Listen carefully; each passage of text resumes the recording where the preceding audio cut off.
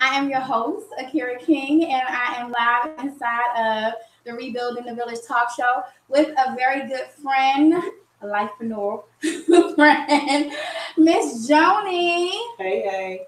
Hey, so Joni, I like for guests to introduce themselves properly to everybody. So I'm gonna allow you to just go ahead and properly introduce yourself to everybody watching right now.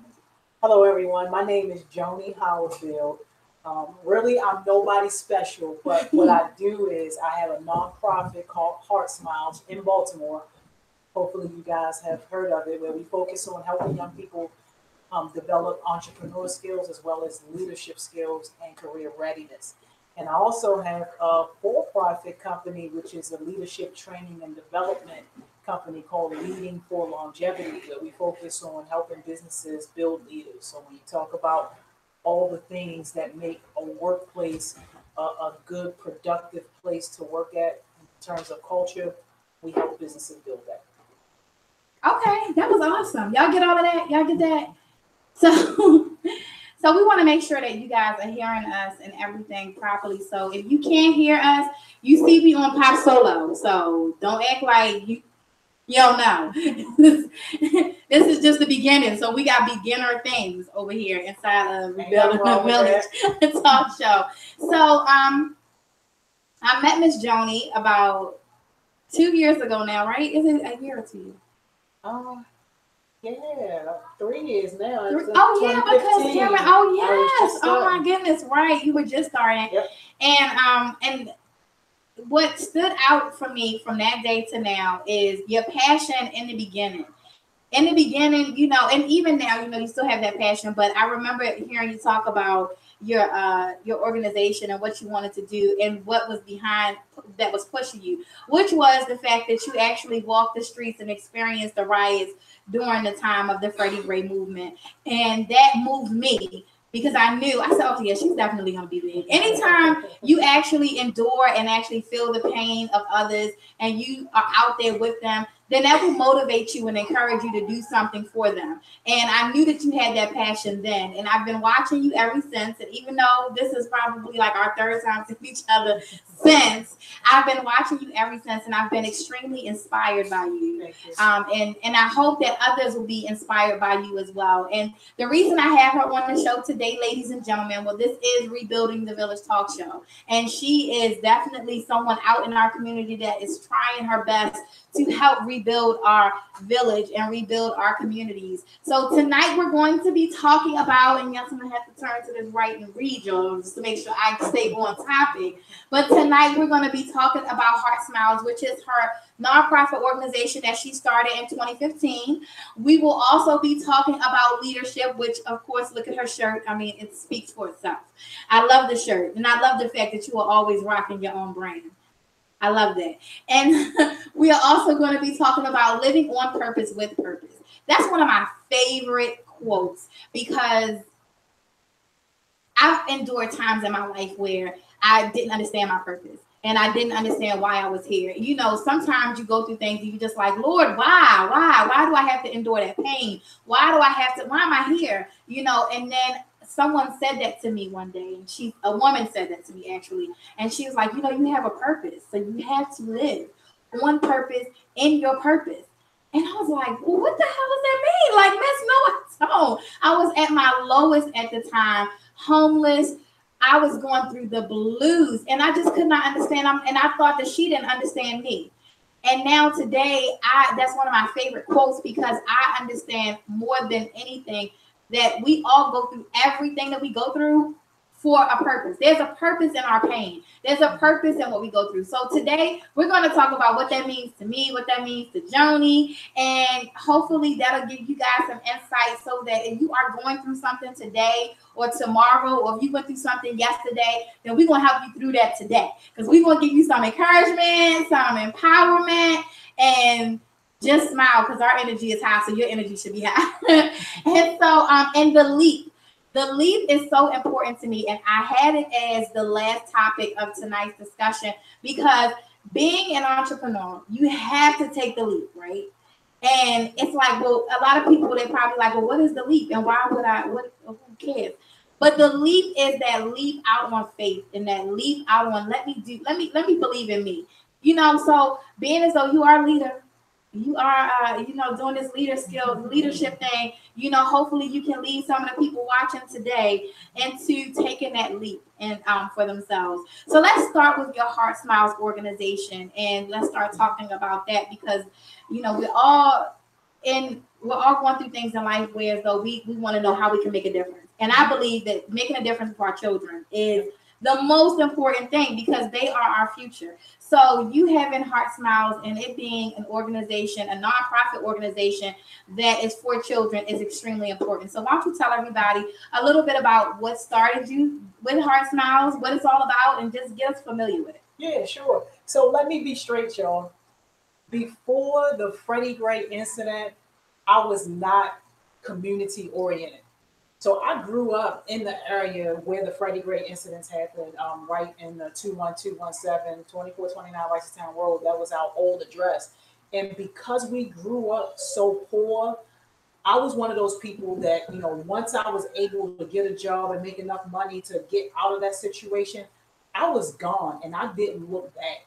Wow. Okay. I was fortunate enough to be able to get a great job in corporate America and to be able to use my skills that I had to work my way up to an executive position. So if you can imagine someone who was, single, young, no real responsibilities, buying a house, buying a few cars, taking vacations. Okay, yes, you made it out. Yeah, okay. Living the life. Right. I wasn't thinking about what was happening on Ricestown Road or what was happening in Baltimore.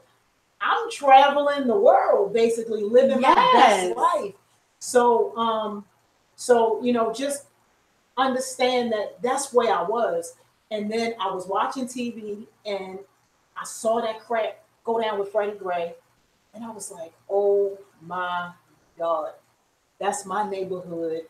That could have easily been my brother or myself or anyone in my family.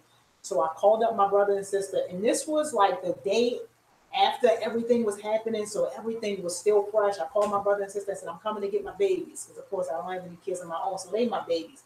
So I gathered up my nieces and nephews. And at the time, they were around like 6, 7, like 9 and 10, something like that. Okay, so, little babies. Yeah, little babies who had never seen the city, county, born and raised. Oh my goodness.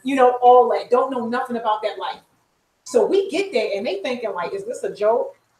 Like, what's going on? So I'm telling them, like, you guys need to know that this is your story. This is our story just as much as it's their story.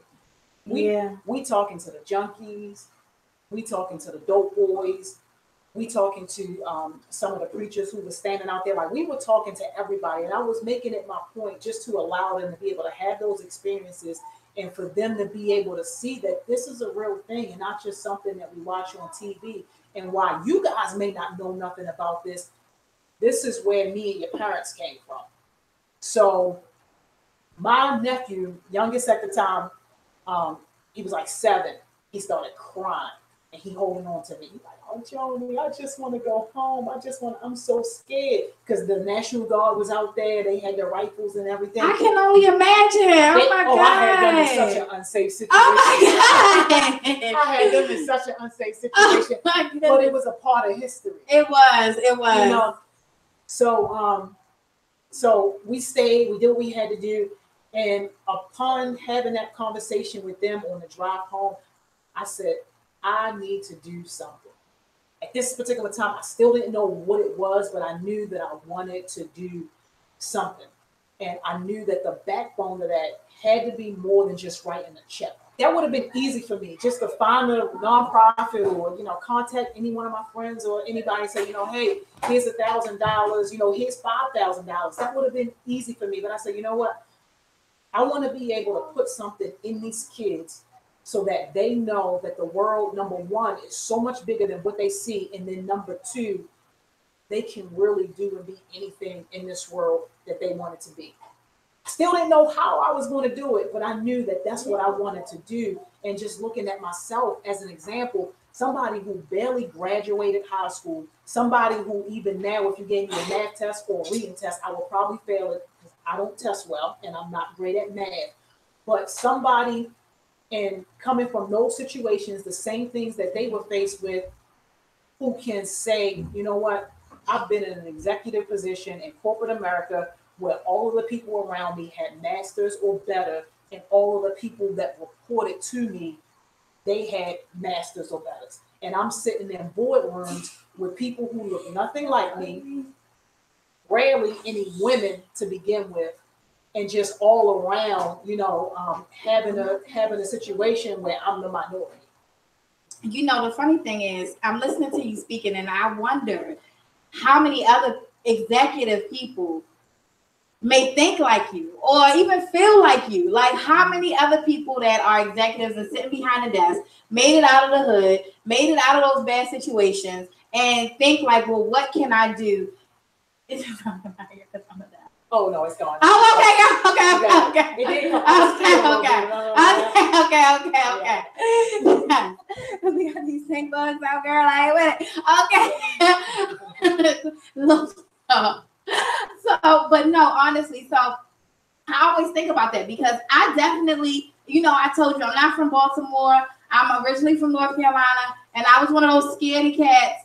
When I was able to get the money and the means to get up and move out of Baltimore City, I did, and I raised my children in the county. I'm the county mom. And I actually had clients in the city during the time of the Freddie Gray situation. And I was literally riding down Pennsylvania Avenue when the riot started. And my children, they were in the car with me, and they were like, oh my God, Ma, look, because they couldn't believe it was actually happening when they were starting to tear into the stores.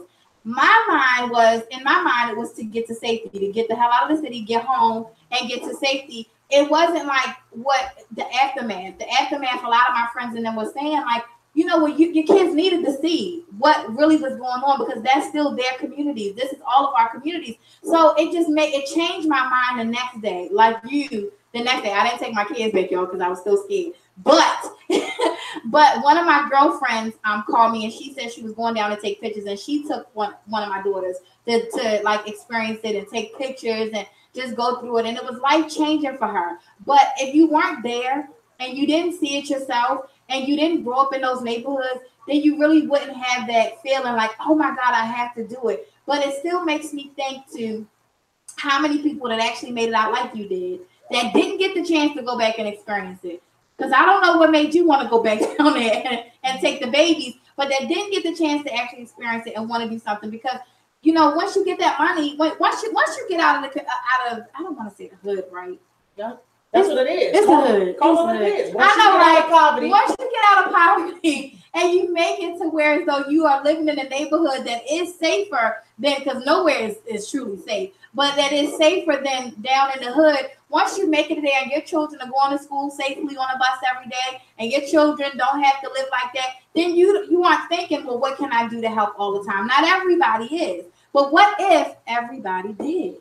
Like, what if everybody did? Because my little contribution, I thought I was doing amazing things, and I had this little teeny contribution to a situation that was way bigger than what I thought. So even for you now, you've experienced it. You took your nieces and your nephews down there, and you guys experienced it, and it motivated you and encouraged you to push you to go out here and do something for the youth. How has it been since you started? Oh man, it's been crazy, both good and bad. So let's start with the good. Let's give them some good. The good has been that the program has actually been doing awesome. So fast forward, after I took my nieces and nephews and them down there, and we had that experience. A few days later, I started my nonprofit. I didn't know how I was going to do it or what it was going to be about. I just knew that I needed an organization to be able to help me with this mission to motivate, inspire, and empower youth. So I started a nonprofit, and then I had my very first event a couple of weeks later. And at this event, what I wanted to do was I wanted for our young people to see people who look like them, who face some of the same challenges, who were in this entrepreneurial role, who had made something of themselves and pretty much kind of defied the odds. So I had showed them this panel. So we had this panel, we had this great conversation. And in the middle of the panel discussion, one of my panelists, shout out to Dawn Simmons of Bliss Driving Academy, she sent me a text message and said, we should start an entrepreneur camp. And that's kind of when everything kind of clicked for me. And I'm like, yes, absolutely. Yes. So that's what I did. I took that and I ran with it. And I created a full curriculum, created a full program to help teach kids entrepreneurship. Hired on my girl, Robin Haynes. Shout out to Robin. She's been rocking with me since day one to talk about all the financial piece and to get kids acclimated with the idea of money and how to manage money, not only in business, but just in personal life. Did everything around marketing, any and everything that you can think of as far as what it takes to make a solid business plan and to start and have a sustainable business. That's what the program was about. So we had the program in a few schools as well as a few rec centers, community centers as well. And people were actually loving the program. They were loving it so much that I had politicians telling me that they wanted to fund and support. I had other community people and just people in general who saw what we were doing, saw the impact, particularly for some of these kids that we were working with, and say, you know what, this is something I can get behind. This is something that I can write a check for. Right, because it's something that's positive and it's going to have a major impact Absolutely. on everyone involved. So if you're just joining the show and you're just tuning in, this is Rebuilding the Village Talk Show, and this is Miss Joni. We're talking about her organization, her nonprofit organization, HeartSmiles, and how it all got started. If you are joining now, please share this live. Invite your friends to the live. Tell a friend about what's going on right now so you guys can join the conversation. And at this moment, I'm going to put a question out there to all of you. If you are a business owner, if you are an entrepreneur, what was your startup? Tell us a little bit about that in the comments and tell us what inspired you. What was your inspiration to start whatever business it is that you have going? Help us to help other people so that they can do just what we're doing right now. And that is working a business that is for us, by us. So you started at the HeartSmiles with Miss Dawn. You got the whole vision to help these youth to start something amazing, which I think is an amazing thing simply because we see on TV all the time, people have their own business. The words, the letters, I'm not ignoring the letters CEO was like huge when I was little. I just used to be like, oh my God, what is that? Like, that must be something really, really important. So when I got my first business at 16 and I was a CEO, I was like, what? Oh my gosh, I get to use the letters. So the letters were so important to me. Just those 3 letters were extremely important to me. So when I first found out about your organization and I saw that this is what you were doing, helping young people become CEOs of their own business as kids. And then I went to one of your events. I can't remember. I went to one of your events and the little girl that does the poetry, what is her name? She's so freaking cute. Oh, Sim the Poet. Yes. Sim blew me away. This little girl has to be under the age of 13. She's 11 now. 11. She's this little girl. She's a cutie pie. And she has her own little business cards. She speaks very well. She does poetry. Her poem, oh my gosh, blew me away because it was about what's going on in our society today with mothers and daughters. And oh my gosh, I think that's what's in the poem. Mothers and daughters, right? Yeah. It blew me away. But to be able to have somebody like Joni step in and say, listen, you can do this. Let me help you do this. Let me show you how to do it is an amazing thing.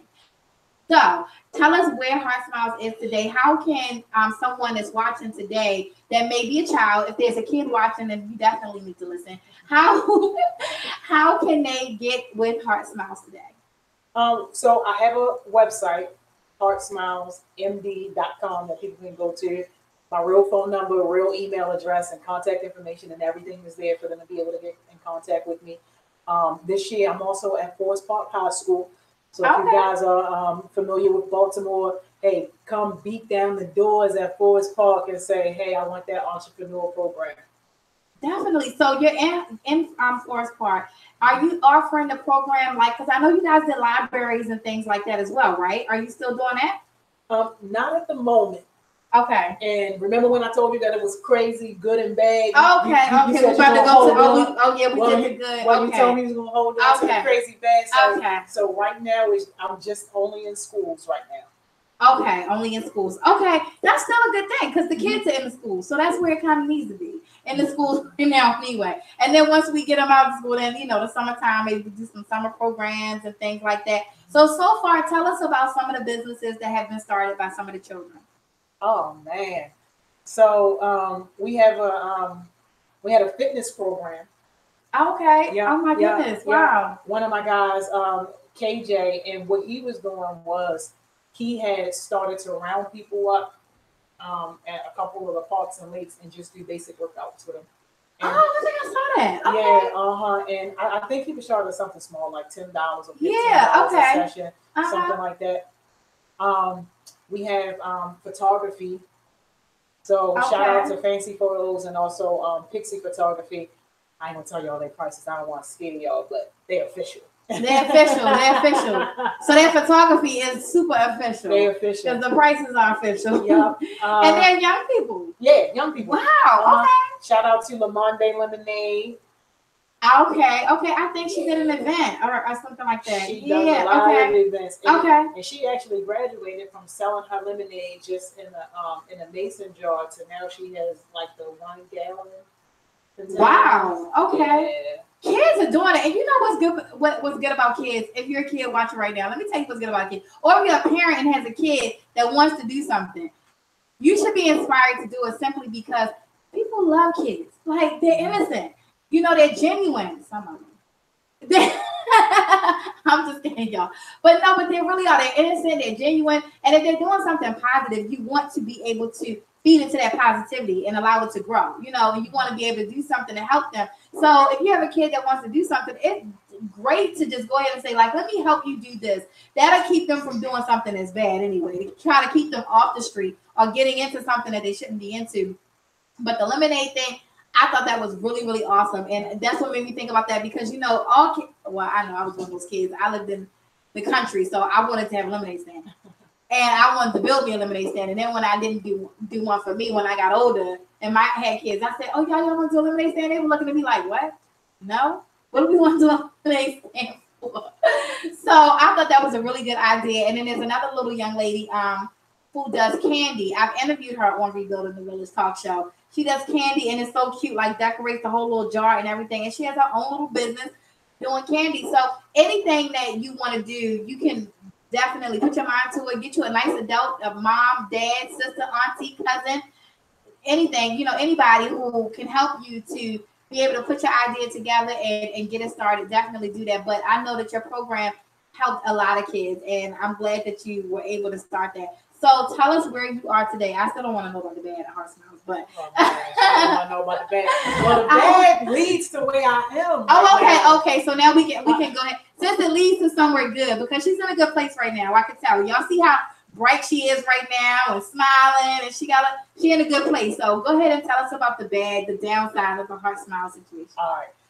So here's what happened. So I told y'all that it was a nonprofit, right? So nonprofit meaning that we're doing the work and we're not necessarily getting paid for it. At least in my mind, the way I'm thinking about how traditional nonprofits work, that I'm used to. Okay. So I told y'all I had all these big wigs. They promising me all this money. Yeah, I'm gonna write you a check. Right. We gonna help you get this grant. Yeah. Apply for this grant. I'm gonna make sure I push you in. Yeah. All that, right? Uh-huh. So apply for all these grants. You know how much money came through from the grant money? I'm gonna say around about $200. Around about $0. You zero, not even the $200 check that. Okay. $0. $0. That's what they gave her to help these youths. $0. Oh so, my God. No grant, no checks, no nothing. Now, at this time, when I first started my nonprofit, I was still working my full-time job. It was becoming a lot though, because my nonprofit was taking off. It was getting popular. It wasn't, building revenue, but it was getting popular. Yeah. Because people liked it and people understood what it was doing. And it could see the good. impact. Yeah. But popularity doesn't pay the bills. Popularity Absolutely doesn't not. help you with the materials and help you with all the things that you need in order to run an organization. Right. So I ran into a brick wall. And the brick wall was basically, two questions. Hey, do I stop this nonprofit and, just part ways and say, hey, it was nice, go back to my nice comfy job, or stay at my nice comfy job rather, or do I do something different? And I decided to do something different.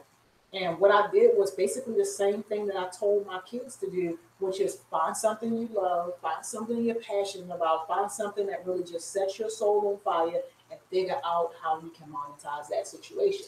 Wow. Yeah. So in corporate America, that's what I was doing anyway. Leadership training and development. That's what I was doing. Wow. Mentored so many leaders, put together so many, training programs and just things for people to be able to advance. And that was the reason why it was hard for me to leave my job, because I love my job. I wasn't one of those people that was angry at work or hated my job. I love my job because I got to invest in other people. I got to share my knowledge and to share my skills and to watch other people grow.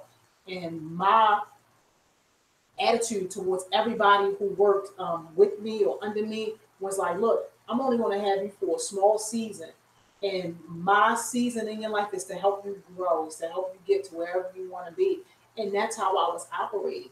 So at this particular time, though, when I was faced with that hard decision on what to do, because my nonprofit was literally suffocating from a monetary perspective, I said, well, myself.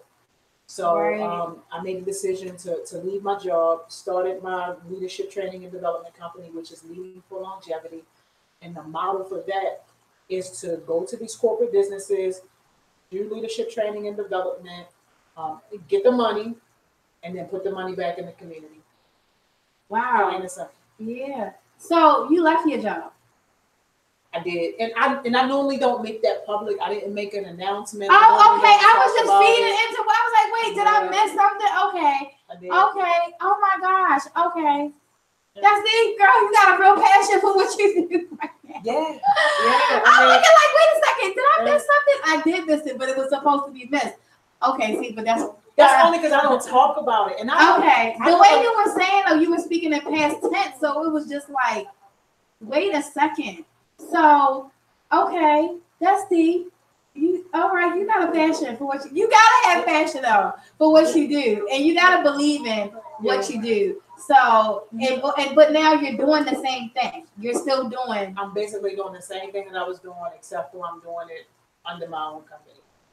Okay, all right, okay. I was connecting dots, y'all. Look, this is what I do. So I was like, wait, something's missing out here.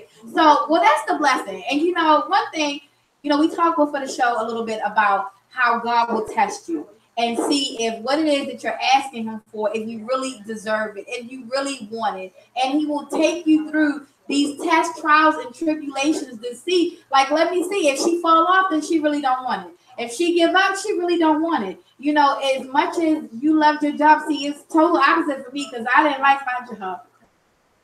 So I left and I was happy, like, yes, I left, y'all. I left. It's over. And I started my own business. I left. It was a different situation for me, but I could see just in your eyes just now, like, oh, like, wait a second, did she leave it? Because you were speaking past tense.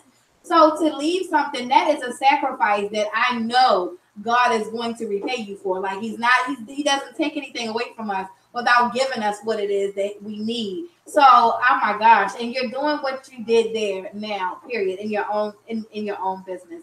So you got to lead by example.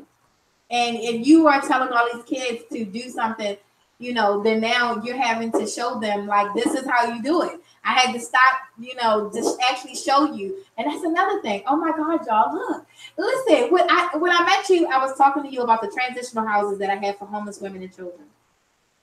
And during that time, I was going through some things myself, and I was like, I don't know why God made me homeless. I opened up my homeless shelter, my first house in May, and I was homeless in July. And I was like, Lord, like, what? Why? I don't understand. And it just did not click with me. I just could not find purpose in being able to, having to be homeless. You know what I'm saying? So, and I have a homeless transitional house for homeless women and children. So not to mix it up, but I just want to give you this little bit of message from me to you. For me, the journey that God took me through and me being homeless, I had taken in people from the first time I had a house. I had taken in people, let them live with me. And I'm like, well, God, I'm taking homeless people all the time. I go downtown, I feed the homeless. I'm always helping the homeless. I work with homeless people. Why would you want me to be homeless after you give me the ability to open up a transitional house for homeless women and children? And through my journey, this is what the message I got from him. I hate when people say God told me so. The message I got from God was, you may have helped them. You may have walked with them. You may have fed them, but you have never been one of them. So you cannot relate to them if you have never been one of them. If you've never been in the place, in the position that they're in, how can you truly 100% relate to them? And so not just with that, but in every situation that has happened in my life, and I know y'all just seen that for keep on. But in every situation that has happened in my life, I started to break it down like that. Like, okay, well, I had to endure that in order for me to be able to do something to help somebody else in that situation. Everything. Now I have Just Mommy and Me, and it's still a nonprofit for homeless women and children. However, I revamped it to make it what I wanted it originally, and that is to mentor young mothers and young fathers who have children at a young, teenage age. And I had a child as a teenager, and I've experienced loss of a child, young. I've experienced miscarriages. I had to endure all of those things in order for me to be able to truly help somebody else in all of those situations, from being homeless to being a teen mom to being a mother who lost a child, all of those different things. I had to experience that pain. My pain has purpose. And I had to give up things because God needed me to have something else. So what you gave up clearly is big, because it was what helped you to get out of the hood. It's what allowed you to be able to afford to take all those trips and live a life that was lavish. And God changed that around in a split second for you, because he took you from just living life like, I'm out the hood, I'm good, and then the Freddie Gray situation happened. You went down there by chance and you experienced the pain that a whole city was going through at the time. And you took that, in that moment, God just transitioned everything and changed everything in your life for you. And now, look at you now sitting here, and you got your own business. Yeah, definitely not by chance, though. It was definitely on purpose. It was on purpose. It was definitely on purpose. Living in your purpose on purpose. That's right, with purpose. So go ahead now, tell us where you are today. Yeah, so right now, we have the nonprofit running. So we are actively at Forest Park High School and also Matthew A. Henson Elementary School. I'm working on some partnerships now that will put us in even more schools and also set us up for a nice summer program throughout the summer. That's awesome. If any of y'all youth work kids are watching, look for HeartSmiles on the youth works lineup. They may be paying you guys this summer to actually be a part of the program. I'm gonna definitely make sure my youth look at, because they doing youth works this summer, so I'm gonna make sure that they're doing that. Yep. So what services are you guys offering? Well, for HeartSmiles, it's really just a program for the young people. Okay. So that's what I'm focusing on. For Leading for Longevity, how I pay the bills, and this is what I need y'all to pay attention to. Pay attention to this part, y'all. Okay. We help businesses create those type of work cultures that people actually like. People want to come to work. So when you think about leadership, training, and development, most times people think about that from a title perspective. All right, what supervisors or managers are in the building? Let's put them, in this program or in this workshop. Let's have this session. No. What we're saying is that leadership development can happen at any level. And truth be told, I would rather deal with the middle management and the lower level staff than the executives, because the executives, they pretty much kind of got their mind made up most of the time about how they want to lead people and what they're going to do. Pretty much, yeah. In any organization, the heart and soul of that organization is at the bottom. And if you don't have people who are thinking like leaders and who are acting like leaders and truly acting as a team camaraderie, then that business is probably not going to operate the way that it should for the customers that you're serving, internal and external. So those are the types of things that we do with businesses. So we offer our services in like workshops. We'll do a 2-hour workshop or a 4-hour workshop on whatever topic the business needs us to talk about. So whether that's talking about leadership or teamwork or how to develop a leadership mindset, whatever it is, we'll figure it out by talking to them what they need.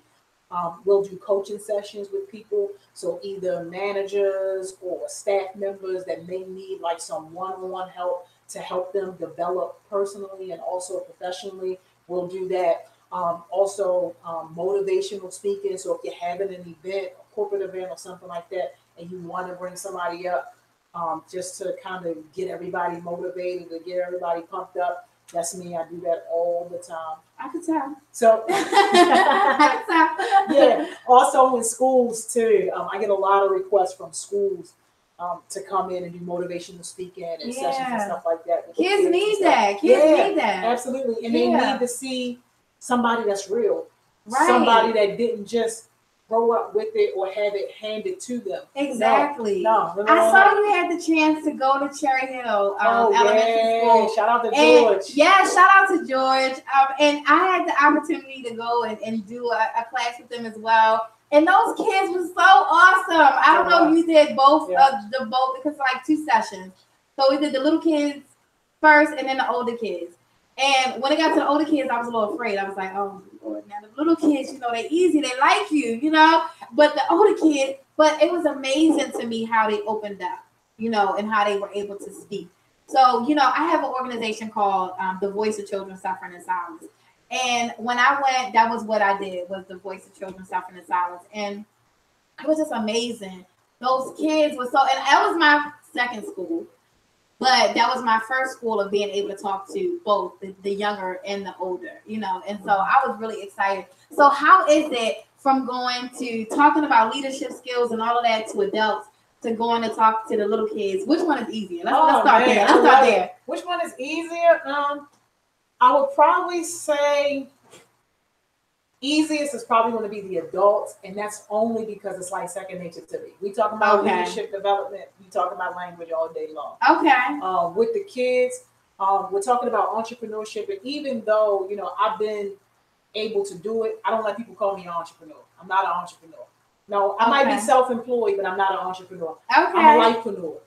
Okay. I'm an accidental entrepreneur. I was forced into this entrepreneur life because if you would have asked me what my preference would have been when it came to my nonprofit HeartSmiles, my preference would have been to keep working my nice job with my nice benefits. I remember that conversation you and I had when you first started. Yep. And then continue working with my nonprofit in my spare time. Okay. That would have been my preference, but because I got frustrated with the grant process and the financial aspect of it, because I got frustrated, that pushed me into entrepreneurship. But I really didn't want this life, and I don't claim this life, but I do claim lifepreneurship because I feel like with any situation, you got to own your life. You got to own that situation. Absolutely. Let's not talk about owning just a business. Anybody can do that. You got $100, you can go downtown and own a business. Okay. But no. Let's own your life and let's be in a position to own whatever may come around you. Yes, that's so awesome. Look at her teaching us right now, y'all.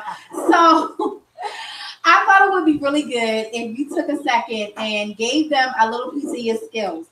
So everybody watching right now, I'm not sure where you're watching from. As a matter of fact, if you're watching from somewhere other than Maryland, put in the comments where you're watching from tonight. But we see a lot of here in Maryland, I'm gonna say, we see a lot of people that want to do things and they just get stuck kind of like, well, and I'm sure that happens everywhere. Like, well, I want to have my own hair salon, or I want to have my own cleaning business, or I want to have my own ice cream store, and instead of going ahead and pursuing their dream to have what it is that they want, sometimes people will get stuck in doing what somebody else wants them to do. So what would you give as advice or that champion leader speech to them on how to get from being stuck in doing what someone else wants them to do as opposed to doing what it is that they want to do? That's a great question. Y'all might have stand up for that. Go ahead. Can y'all still see me? Can y'all see me? Hey, y'all. The producer about to check the cameras just to make sure that y'all can still see me. Y'all can still, okay. So this is what I want to say to that person that's struggling with the idea of whether or not to do what it is that you want to do, or the things that society or other people want to see you do. First things first, figure out what's the worst possible thing that could happen. 9 times out of 10, the people that are telling you not to do it, They're not doing it because they want to see you fail or they really don't believe in you. But people can't really understand and comprehend what it means to have vision for their life when they don't even have a vision themselves. They can't listen to you talk about your dreams, talk about what you want to do, and take you serious because they're not even taking themselves serious. They look at entrepreneurship, business ownership, wealth, and all those things that we see on TV. They look at that as something that is out of their reach. So when you're talking about that as something that you can legitimately have, they can't relate to that. So don't be frustrated by that. Let me tell y'all this. When I first started talking about, owning my business and doing the things that I'm doing, not one person, blood related or not, encouraged me to do that. Nobody wanted me to quit my job. They saw the type of life that I was living. They saw the things that I was able to do, even just financially. You needed $500, here you go. You need $1,000, here you go. They saw the things I was able to do. So when the idea of Joni leaving her job and pursuing this dream of wanting to help these kids and do all these great things, nobody could relate to that because they didn't see past just today. They couldn't see their life just past tomorrow. And that's not to down anybody, but it's just to say you can't expect people to understand or to get that vision. So think about what's the worst possible consequence that can happen if you decided to follow your dreams. I'll give you an example, because for me, the worst possible thing that could have happened would have been me losing my house. I'm independent. You're talking about somebody who has lived on their own forever, never had to go back home, never had to depend on anybody for anything. If anything, other people were dependent on me. So to me, if I started this thing and I jumped in it all the way and it failed, the worst thing that would have happened would have been I would have lost my house. So you know what I did? I created a contingency plan on what if I lost my house? What would I do?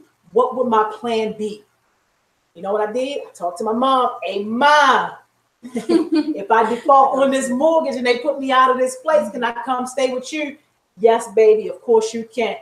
Hey, brother, my blood brother, if I don't pay this mortgage, if I'm not able to make these mortgage payments, can I come stay with you if I don't have a place to live? Of course, sister, you can come. Hey, sister, same thing. So y'all get what I'm saying. So yes. I had my contingency plan. The worst thing that would have happened was that I would have been living with a family member on a temporary basis, because understand, the plan wouldn't have stopped.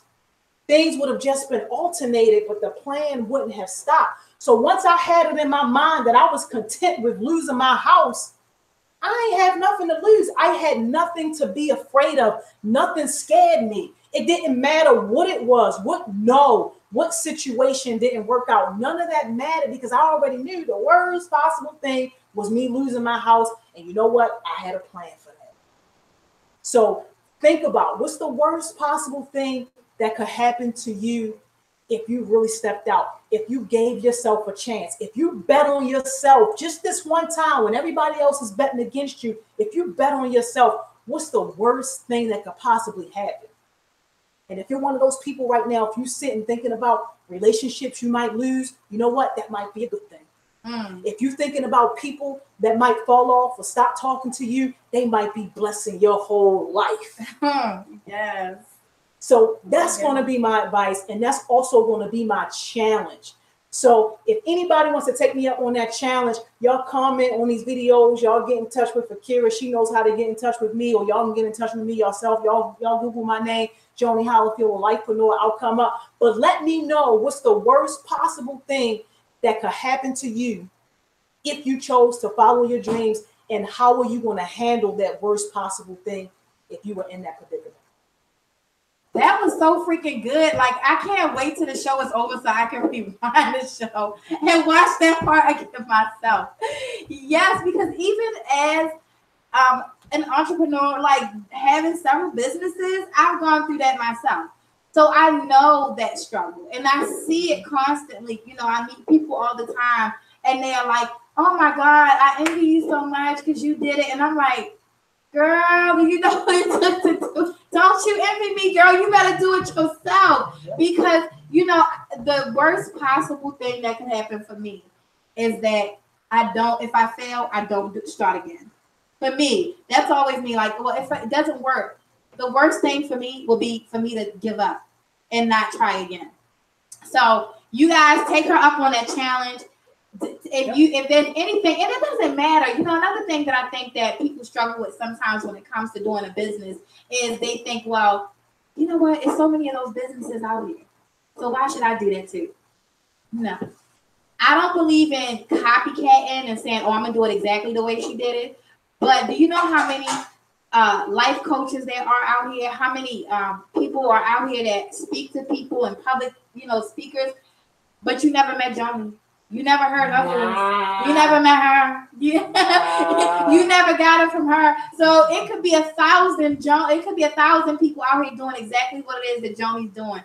But you just heard her voice. You just heard her speak to you. You didn't hear anybody else speak to you like that. So it would be crazy and it would be selfish of her to not go ahead and step out on faith and do what it is that she's doing and make an impact on other people's lives, you know, because, oh, well, maybe I shouldn't, because it's already a lot of people out here. Will Smith has a quote every other day on, you know, these things that we should do. And he gives all of these quotes. And I take Will Smith, Oprah Winfrey. Those are some of the people that I watch every day and that I definitely learn from. And I could say every day, well, Oprah has a talk show. Will Smith is already, so maybe I shouldn't have a talk show.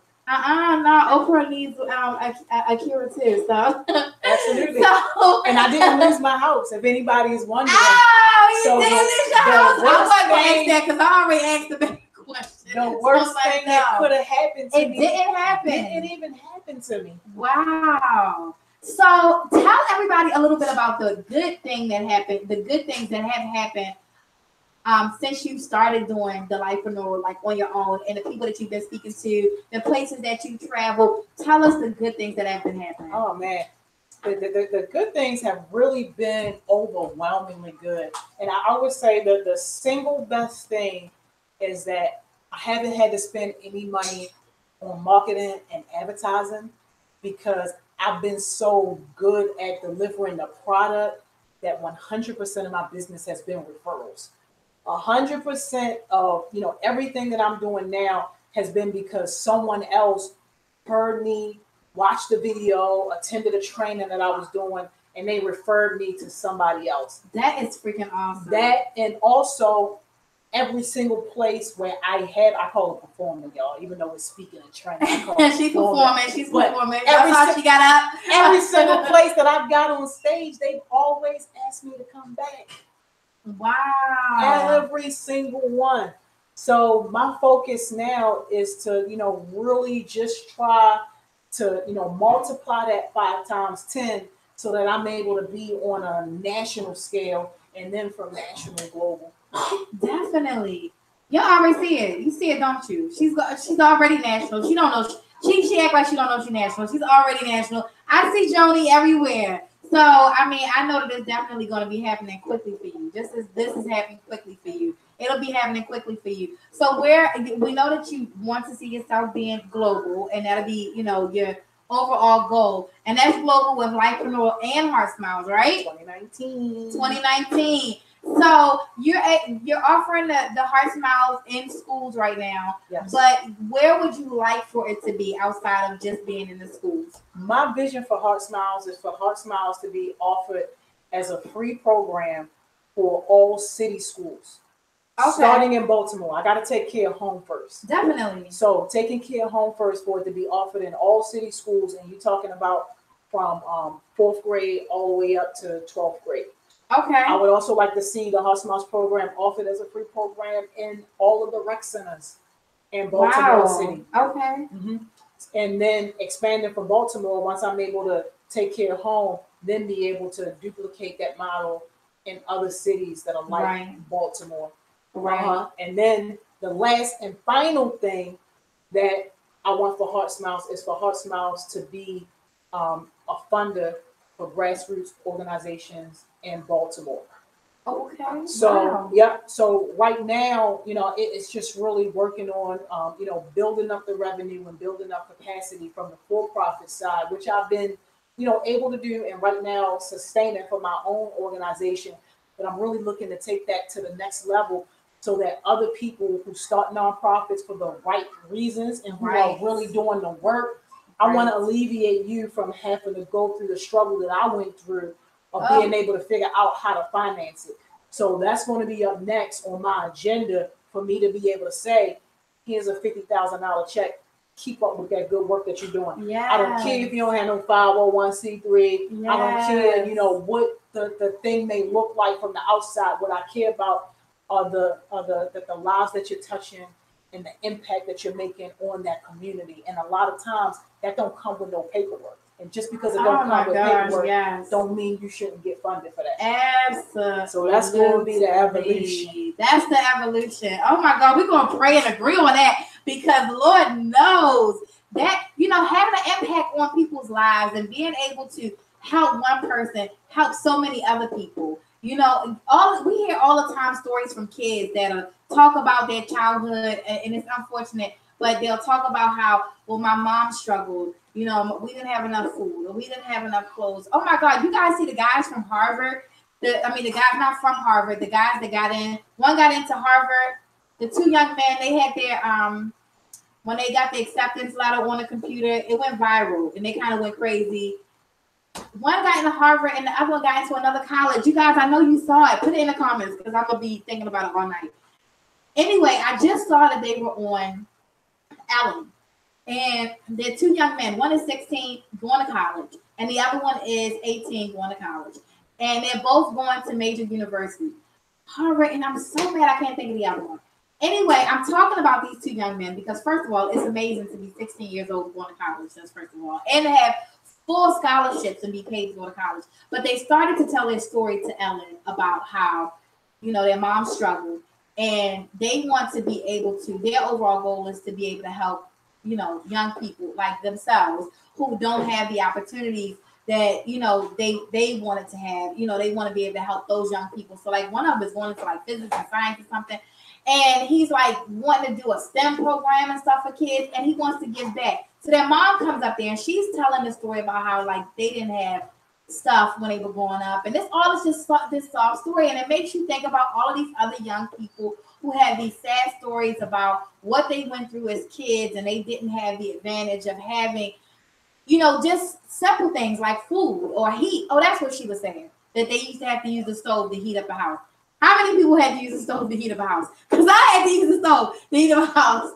My kids have had to use the stove to heat up a house. We all know, a lot of us know that struggle. And it is because we know that struggle that it gives us that encouragement and that inspiration to say, we gotta help somebody else. So I want to say Steve Harvey. Ellen gave the lady $20,000, just a gift, $20,000. She gave the kids like fully furnished their rooms. So everybody's thinking they went viral, like, oh, they must got money. No, they got fully, the full paid scholarships to college. And then Ellen furnished their rooms and gave them like laptops and everything that they needed. So this lady is a single mom struggling. Here it is. This lady, Ellen, who helps a lot of people. Ellen, if you see me, here I am. Anyway, and here's Joni too. Hey, sister. Hey, Ellen. But here it is. Ellen has the ability to help this family.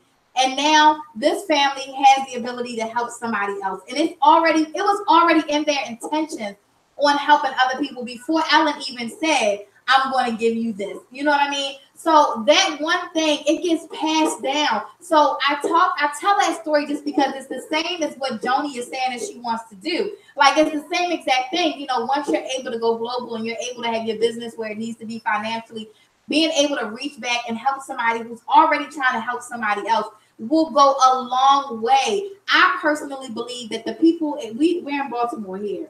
If you're watching somewhere else, we're in Baltimore. So if you turn on the news and you see what's going on in Baltimore right now, it is heartbreaking. It is horrific to me that these people are losing their children, their fathers, their brothers, their mothers. Like the women are being killed like more than anything in Baltimore City right now. And I personally believe it's just because it's so much heartbreak. because it's so much struggle that people are losing their humanity. They're losing their ability to have compassion for somebody else because of their struggle, because of what they're going through, or because of what they went through, or what their family is going through. They're losing the compassion and the humanity. So having someone having the ability to reach down and say, well, let me help out, would change drastically. I believe it will change people drastically because you will be able to help people. My program, the Just Mommy and Me program, I said, oh God, I want to save these people, get these homeless women in houses and give them a nice place and let me help and save them. Overall, I had about maybe 30 families. That 30 families compared to the millions of families out here, could you imagine if somebody reached down and said, well, let me help families too. Well, let me do it too. You know, I get phone calls every day right now from people saying, I have a family that's homeless, that's a mother and baby. Do you still have the mother baby program? Because I've never heard of another mother baby program. And it breaks my heart to say no, because I don't, you know, and that there are no mother baby programs out here. So if you have the ability, that all that I just now said is simply for those who have the ability to be able to give back, to help out a nonprofit organization or an organization that's just been formed to help someone. Do that. Help that person. Help that organization. Be a part of something that will be powerful enough to make a change. And it only will be powerful enough if everybody does it together. If we do it together, then the power that is behind that is amazing. It's unstoppable. So that's my little piece of advice to everybody watching right now. Like, if you can, if you have it to help. Do what it is that you can to make an impact on the community. So now we done went through HeartSmiles and we done went through the Lifepreneur and the leadership, which is, you know, your organization. How can they get with that? Like, how can they find you to be able to attend one of your seminars, one of your programs? Just give them all of the information. All y'all gotta do is put in my name. That's the easiest way. Holifield.com. Oh my gosh, that's so simple. Yep, JoniHolifield.com is going to link you up with me. I'm going to give y'all my telephone number. So put this in your phone right now. Get your pen. 443-271-4075. You can call me, text me, whatever. If you are someone who is in a leadership position at your job, and you have control over suggesting leadership training and development stuff for your job, like workshops, learning sessions, stuff like that, or if you have fun stuff and you want to bring somebody in, if you are in control of that, or you know the person in control of that, I really want to talk to you, because we're going to be best friends, because I want to come to your job and I want to do something really nice that's going to be beneficial and that's going to help you guys out a lot from a leadership training and development perspective. But that's it. JoniHolifield.com. And I think for anyone who is trying to form an organization or trying to put together something, I think that it would be extremely helpful for you to be able to utilize Joni's services as well. Definitely. Y'all. Let me tell y'all about that now. See? Look, she about to give y'all the bad, y'all. I mean, it's still utilize. I don't mean take her services. No, I don't mean that. Go ahead, give it to him. No, see, this is the deal. Okay, go ahead, give it to him. Exactly what you said, right, was what I didn't want to do, but because of what I do, people gravitate towards me. So I ain't gonna lie. I wasn't gonna say that I do personal coaching as well, but I do personal coaching, but not because I advertise it. Only because when people talk to me, they get exactly that same idea that you just had. Yeah, oh, if you want to do this, come on, let me. So look, because you're so motivating. So it's like, okay, you don't have. Well, I don't meet a lot of people that are motivating in the business world, like motivating you to do business. You know, so I'm like, oh yeah, she would be really good. But I'm telling y'all up front, I don't claim to be a professional. I told y'all I'm an accidental entrepreneur. So I can, help you get a plan together. I can help you map it out. I can help you create a blueprint. All the work is going to be on you. Oh, absolutely. Okay. And whatever I don't know, I'm quick to say, I don't know. Let's Google that and let's find out. Right. Because y'all got to understand, I started my businesses out of necessity, not because I wanted to. I was very comfortable and content in my nice corporate job, just worrying about me. But it was out of necessity that I had to start these businesses. So I did a whole lot of self-educating. And people don't believe me when I say this, but I barely graduated high school. Like, y'all looking at somebody who failed the 9th grade, who never got a chance to walk across the stage in the 12th grade because I wasn't even supposed to graduate. I got my diploma on a Monday, the Saturday after my class graduated, and they just like here because they didn't want to fuss about the credits that I was missing. So wow, you're looking at, really somebody who is where they are just because I have to be here and not necessarily because I wanted to be here or because I set out to be. But this is where God placed you. That's where he placed me. So if y'all cool with that and you still want what she's saying is, do not call her don't call looking me for her credentials. Serious. Don't call her trying to check her credentials. I got bank statements. Okay, wait a second. That's better than the credentials. We got bank statements, but we ain't got no credentials. Okay. I do what I do from here. Right. You can tell though. I do what I do from here. You need that sometimes because even with helping the children. Like you said earlier, sometimes it's good for kids to be able to talk to somebody they can relate to, right?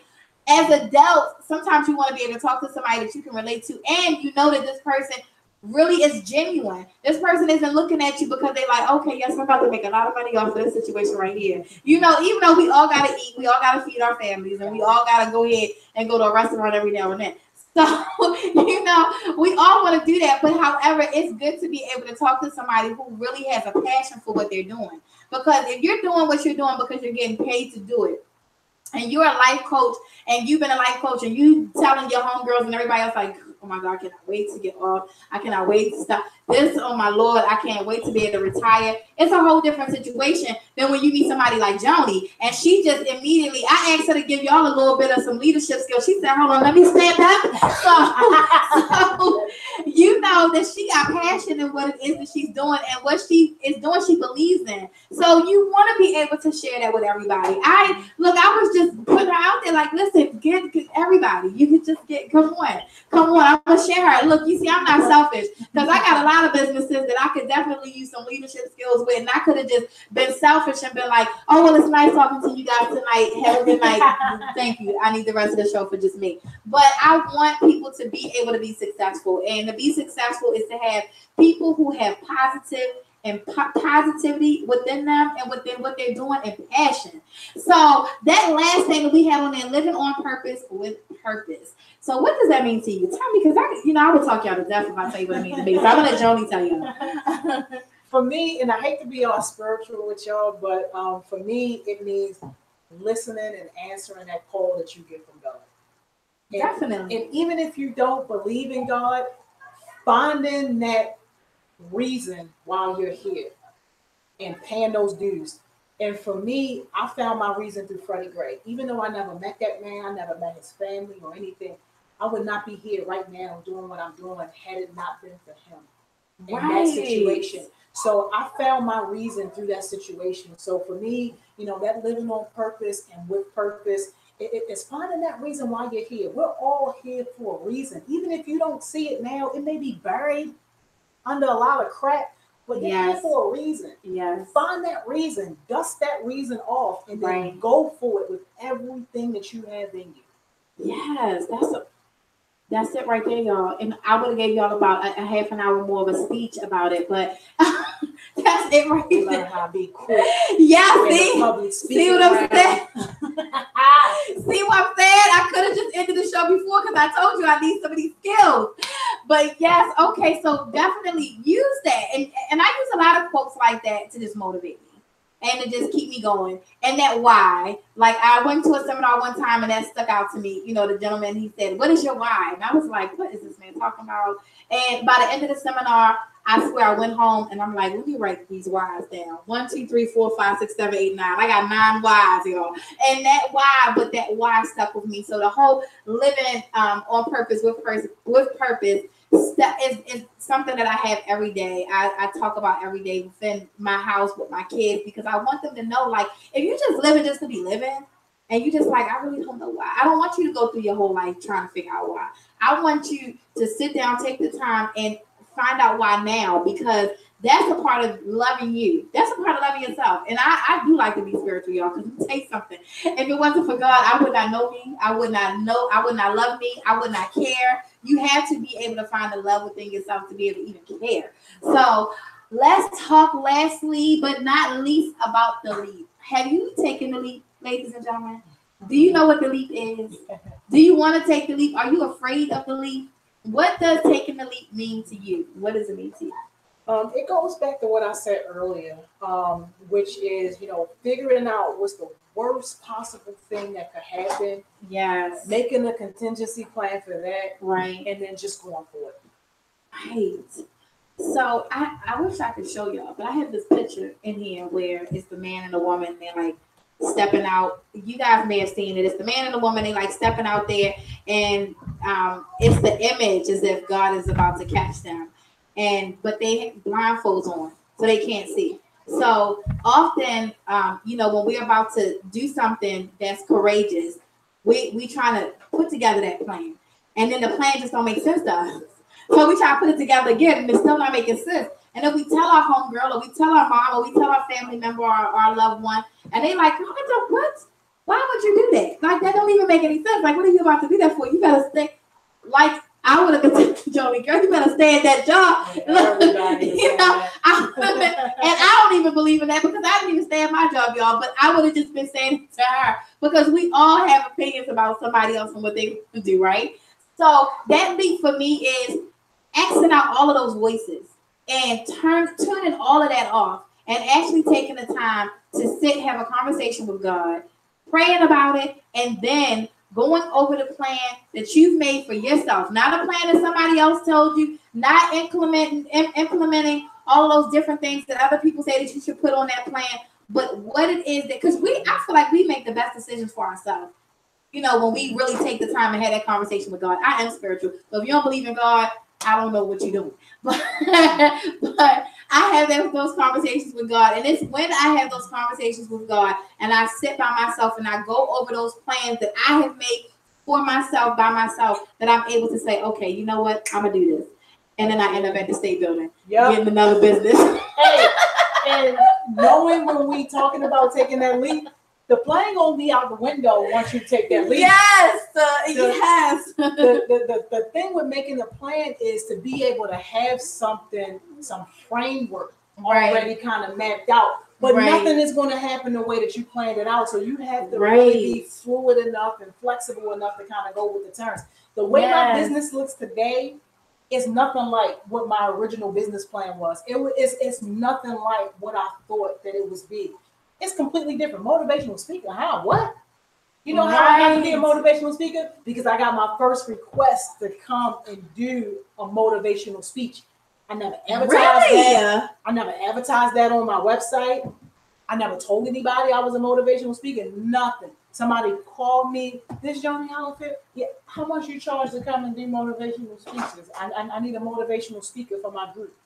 That's how I became a motivational speaker. Yeah, but I thought that was added in the plan. I thought that was added on there. Plan, baby girl. Because I've seen your speeches, and I've watched the videos. You guys, if you haven't seen her video or her speeches, you guys gotta see it because I swear I went to look for one video the other day, and I was just pressing play and play. Then I went and got a pen. I was like, wait a second, what she said? I was taking notes. No. So wow, that's amazing. That wasn't. Because somebody saw it in you. Well, God saw it in you. Yeah, somebody saw something in you. Yeah, they did. Yeah, because it's a gift.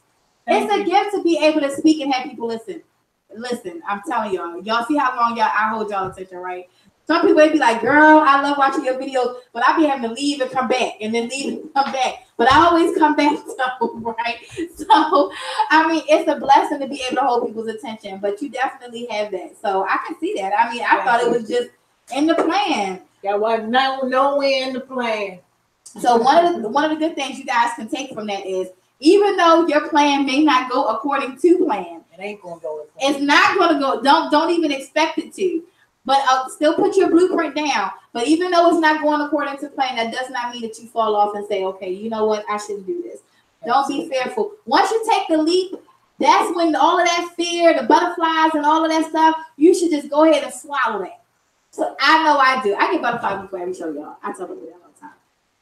Every show, I get these butterflies in my stomach, and I'm like, girl, what are you doing? Do not get in front of that camera. And if you notice, I don't come in front of the camera when the show starts. If you ever watch my shows, I don't care whether it's this show or my other shows, I never start the show with me in front of the camera because I'm trying to pull myself together like, okay, it's already on. So this is why I'm telling y'all this, because I'm probably like, damn, she's telling us all of her business. But listen, this is what I'm telling you.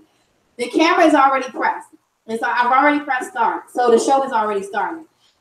So I've already taken a leap. If I don't follow up with the leap, it'll be a failure. And I refuse to fail. So I'm not going to press stop on that camera because no, I've already taken that leap. I've already pressed start. The show has already started. All that needs to happen now is for me to sit in the seat and begin the show. So from now on, y'all probably gonna be like, she really don't get on the camera until after it's on. But I take that few minutes to build up the courage to come and sit down in this seat and begin the show. And that is just me. I'm telling you that so that you know that if it's something that you are really trying to leap off and do, once you take the leap, it's not going to be nothing but time for you to just go ahead and walk that path. That railroad is you already got a path. It's already paid for you. Just go ahead and walk it. You're not going to want to go back because you already took the time to press play. And everything going to go wrong, y'all. It is. I've been in my house almost 15 years. The year I started my business was the first year my house got flooded. What? I was displaced for a few months. It was the first time my house got flooded, y'all. Yes. When I tell you, wow. you put the devil on overtime. Yes. When you do something big like that. When you just mediocre with your life, yes, and everything cool, you take a kid, you ain't really got no work. The devil ain't bothering you. You know why? Because you're doing his job. You're not a threat. You're doing his job. So he like, let me go mess with somebody at the top. Let me go stomp on somebody's fingers that's about to touch their first meal and don't even know how close they are. Right. But once you say, nah, I'm done with mediocrity, I'm about to really go and do something big with my life. That's when you got to worry about not even the things that you think are going to go wrong, but all the things you never even thought about. They want to start coming around the corner. They going to be doing everything. Yeah. Hey, you talking about going through the most. I was going through the most when I first started my business, and I had nobody to talk to. I had nobody that could really understand or help me out, because at the end of the day, if I wasn't bringing that money in, I would have been homeless. I had to still get on stage. Y'all know I call it the stage when I'm doing my leadership training. I had to get on stage and act like everything was okay. I had to smile, talk to you. You did an amazing job. Hey, well, thank you, because right now, y'all, I'm in a place where the money chasing me, and that's what you want to do. Right. That's what you want to do. Have people calling your phone. Baby girl got my phone over there, so I'm hoping by the time I get it back from her, I got some emails. Yes, she done showed the phone already. Like people are calling, so right? Yeah, so they calling. Thank y'all. Hopefully, somebody watching this live sending me a referral right now. Let's hope it's gonna happen. It's gonna happen. Yeah, I think, and again, that's the biggest fear factor of, oh God, everything is not going according to plan. So now what do? What do? You still keep moving. You still keep going. You keep on moving. Because once you stop, then you're telling the devil oh, got him. I got him. Okay, now I can go ahead and move on to the next person because I got him. Exactly. No, and everything. Oh my God, it's so amazing to think about your house. Because I just tell you about my house. Like, I'm like living in the county. Everything is good. Me and my kids are fine. I have 4 cars. And I go from 4 cars, a beautiful house in Columbia, Maryland, to no cars, homeless, and living inside of the very transitional house that I opened and had already had full with family. So it's like God will definitely take you through some things, and he'll allow the devil to come and try to beat you down. And I used to challenge him, because I used to have a saying like, come on, you better get bigger gloves than that. But now at 34 and after all I've gone through, I'm like, listen, devil, listen. Don't come so hard. Keep calm. Like, I'm really trying to do the greater good. So whatever it is that you believe in, that you want to do for you, stick to that. Continue to motivate yourself. Inspire yourself. I just made a post this morning, and it was like, I'm my Woman Crush Wednesday, because I'm so inspired by the woman I was yesterday, because I had the courage to continue to go through that day. So encourage yourself. Be inspired by everything that you've been through. Know that everything that has happened happens for a reason. Your pain has purpose. Your journey has a purpose. So live in your purpose, on purpose. And make sure you guys are checking out Joni. She has some big things coming up. And if you guys have a show, if you're watching this right now and you have a show, by all means, make sure you contact Joni. Get her on your show. Listen, you're going to learn something because I just learned a lot. So her being on your show is going to help you and help me because I'm watching the show too. So make sure, you guys hit her up. Follow what she's doing. If you have an organization that's like hers, try to branch. Do some things. See if you can work together. Together we can make an amazing, powerful, all those good, nice, big words that I'm not going to use right now, just impact on the community. You feel me? So make sure you guys are checking her out, following her, supporting her. She said just Google her name. Google her name. Joni Holifield. And that'll get you her social medias, everything, right? Everything, right? I'm gonna start saying that because I be giving y'all a whole rundown after my show is over. But I really do. Every page, I got like 30 pages. I be like, go to. So from now on, this is Rebuilding the Village Talk Show. So if you Google Rebuilding the Village, maybe you'll find it. I don't know. I'm gonna have to Google it first, and then we're going to do that the next show. But tonight, if you guys haven't already gone to Rebuilding the Village on IG, please go to Rebuilding the Village on IG. I'm also on YouTube. I'm on Live Me. And just follow the page. I'm going to be around the community. I'm gonna try to get Joni with me sometimes. Actually, out here in the community when God decides to put the heat back on. Outside, we're gonna be out in the community. Right now, it's a little bit cold, And shout out to Christina Flowers. She is an advocate for the homeless in Baltimore City, and she's doing some amazing things. She just had a really bad tragedy in her family where she lost her grandson, and she was still downtown with the homeless. So I had to give her a shout out, and definitely my prayers and thoughts with you, Miss Christina Flowers, and your family, with your daughter. You have my condolences, and I just truly love what you're doing. And if you guys don't know who Christina Flowers is, please Google her as well. Support her. This woman is on a mission to help save homeless people and get them off the street. She's out there taking blankets. She's doing at City Hall. She's doing amazing things, and I just am inspired by you, Miss Christina Flowers. So definitely shout out to you. And anybody else is doing anything positive. If you'd like to be a guest on Rebuilding the Village Talk Show, and all you have to do is inbox me or find me on IG, DM me, whatever. My number is on here. You guys contact me, and I would love to have you as a guest on Rebuilding the Village Talk Show to talk about what it is that you're doing in the community to help our youth or help people, period. I would love to have that conversation with you. So you guys, thank you so much for tuning into tonight's show. Thank you for sharing this live. If you haven't shared the live, then that's what you should be doing at this very moment. You should be going down to the bottom of that screen. Go ahead, you see down, and then you'll like scroll up. You see the share button? Yep, hit that button.